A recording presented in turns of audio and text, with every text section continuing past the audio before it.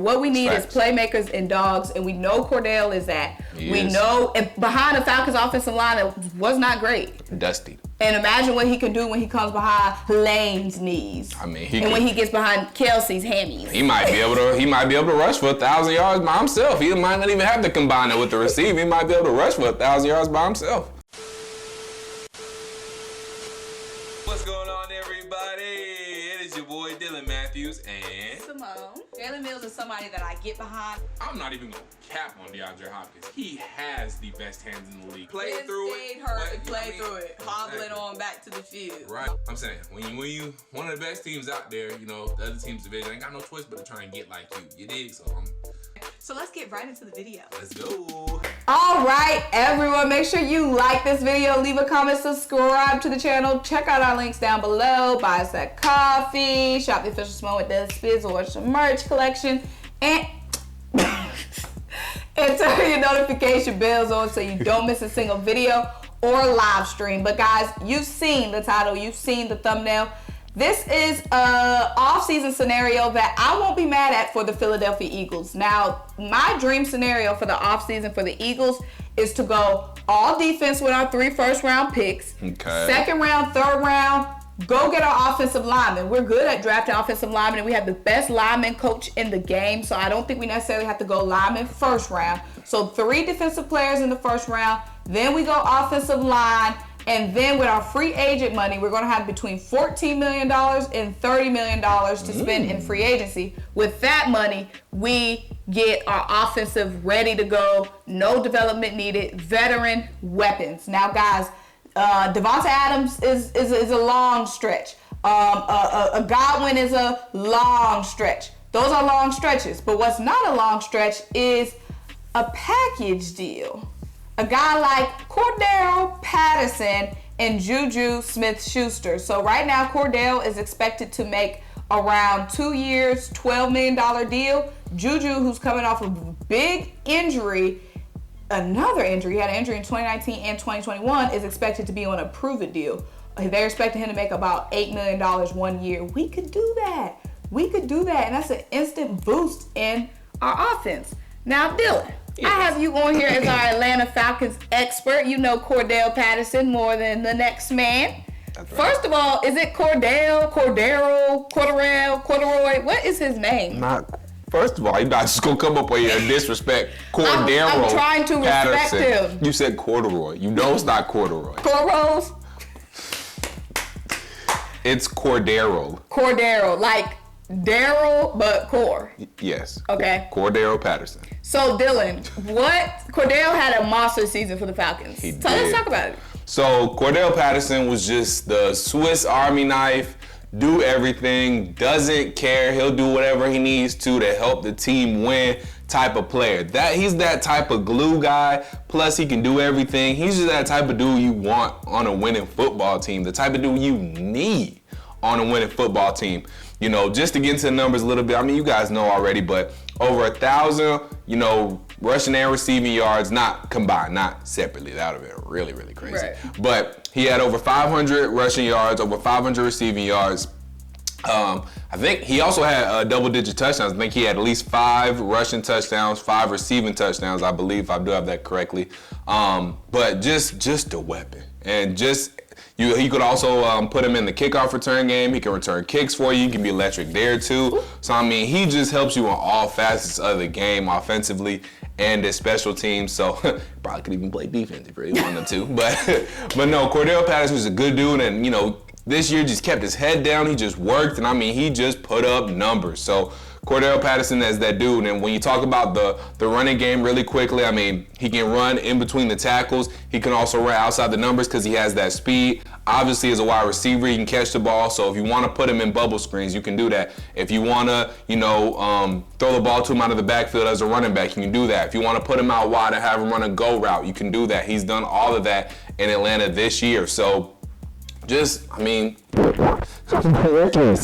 with Cordarrelle Patterson because you can't stop him from doing anything. He can do it all. He can do all that, and I like the sound of that. Now, I know Cordarrelle Patterson might not be the flashiest name on the free agent board, but guys, we don't need the flashiest name. We need dogs that can go in and make plays, and that is Cordarrelle Patterson. Like I said, you guys know I live in Atlanta. I pretty much watch Cordarrelle every Sunday because of the Fox market, whether I like it or not. And he was one of the, next to, sorry to interrupt, but next to AJ Terrell and, obviously Grady Jarrett and Foye Oluokun, he was one of the few bright spots this year. Like, he was one of the surprise, we got somebody in this guy, in Cordarrelle Patterson. So, with a team that was, better than, we were last year, but still very much mediocre, not good, Cordarrelle Patterson was one of those bright spots. Definitely. He could be a bright spot for the Eagles offense. Like I said, Pro Football Focus is expecting him to make around 2 years, $12 million. That could be a little more, a little less. We got the guy, Howie, who can, swindle him for a little less like Howie likes to do. But Cordarrelle is a guy that will come in automatically and improve our run game. I know a lot of y'all have questions about whether we should draft a running back. I don't think so. If we're going to get a running back, it needs to be somebody that's already ready to go, like Cordarrelle, and someone we can use multi-purposely. So Jordan Howard might be going on and gone next season. We still need that third down, big body power back because we know Miles just doesn't have the size and durability to be that big power back like Cordarrelle can be. And like Dylan said, he can get heavily involved in the receiving game. He had over 500 yards receiving, and then also on special teams. We know kick returner. We definitely can get an oomph there. We've tried Jalen Reagor out. He hasn't really been electric on special teams. So Cordarrelle is a guy that can come in and do a lot for this Eagles offense. So I like Cordarrelle. Now, in this scenario, we would not only get Cordarrelle, in my mind, we would go and get Juju Smith-Schuster as well. So Juju is expected to be on a prove-it deal next season, which for teams like the Eagles, we likes that. You know what I'm saying? Get us that one, because we know, Dylan, Juju, when he's playing, he's great. Right. The only question is because he's got injured, I think, after week 4 or week 5, right, and spent the rest of the season injured. So people are like, what is Juju going to look like when he comes back? What's up with him? Right. Now, if Juju looks right, or even 80% of the Juju we knew, that's a boost, because Nick Sirianni said he wants to fix our passing game. We still need another weapon in the passing game. We got Devonta, we got Dallas Goedert, but we need another weapon and a big yards after the catch type guy, yards after contact type guy in the receiving game. And that is Juju Smith-Schuster. Now, the Eagles tried to offer Juju last season. He decided he wanted to go back to Pittsburgh. So we know that the Eagles were interested in Juju last season. Right. Which means we could be interested in Juju right now. That's right, too. The one thing I will say, going back to Cordarrelle Patterson really quickly, though, is he has come out and said publicly, now, you can take that with a grain of salt if you want, but he does really seem like he would like to come back to Atlanta. And I totally understand why. Drafted by the Minnesota Vikings, they tried him out, can never really first round pick out of Tennessee, can never really get him to where he would fit, just never really found his footing in Minnesota. Same thing in Chicago, maybe was a little bit better in Chicago, but still, again, can never really find his footing, can never really find where he fit in their offensive game plan, just like Minnesota. Comes to Atlanta and just blows up, has definitely the best season of his career. So I understand why a guy like that was like, hey, Coach Smith, made me feel comfortable here. We made it work here. I had the best season of my career here. Why would I just not stay here, especially if they pay it? Now, the question is, are we paying? So we know about the Atlanta Falcons salary cap issue. Now, the salary cap is going to go up this offseason because, we got fans back in the stands and all that good stuff. So that could free us up some money to pay Cordarrelle Patterson. One, how much is he wanting? You said it. He's looking like maybe 2 years, $12 million. I would like to think the Falcons aren't that broke, but I don't know. There is talks about maybe Matt Ryan restructuring his contract for like the 4th time. If Grady wants to stay in Atlanta Falcon, maybe he'll help us out and restructure his deal. We did ask him to restructure his deal last year, though, and he said he wasn't going for it. So, yeah, there's that. So the big question is, will we have the money to pay Cordarrelle Patterson? Will we be able to come to terms with him? I feel confident that we will. So these other teams can't get him because Cordarrelle, your best bet is Atlanta. We're gonna treat you right, and we know we're gonna use you right, Cordarrelle. These other teams, these other birds, we don't know. Okay, why are you talking shit? We don't know. Why are you talking We shit? don't know if they're gonna utilize you right. So just stay where you know. I'm sure Nick just stay Sirianni can home unlock and be comfortable. Cordarrelle. Just be comfortable in Atlanta. Now that Arthur Smith yeah. gave everybody the blueprint, I'm sure Nick Sirianni could. Now that is very true.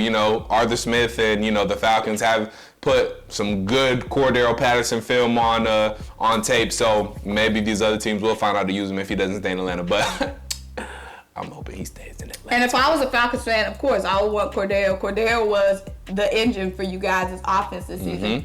If I'm the Falcons, that's number one on my to-do list is to get Cordarrelle Patterson back. Right. But like I said, I know it's not the flashiest Cordarrelle. I know Juju is coming off injury. Some of y'all might be questioning.